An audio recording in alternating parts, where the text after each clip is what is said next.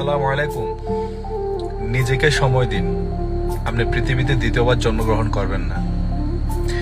আপনার কষ্ট অর্জিত টাকা দিয়ে আপনার যে খাবারটা খেতে ইচ্ছে করে, অবশ্যই হেলদি, সেটা আপনি খান।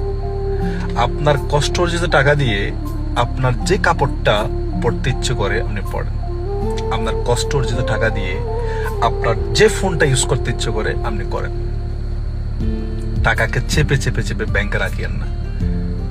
হঠাৎ একদিন দুনিয়া থেকে চলে যাবেন, আর এই টাকাটা আর কাঁঠাল পাতার মধ্যে কোনো তফাৎ থাকবে না। কাঁঠাল পাতা যেমন গাছ থেকে ঝরে পড়ে ছাগলরা খায়, ঠিক ওভাবে খাবে। আমি এগুলা দেখা মানুষ।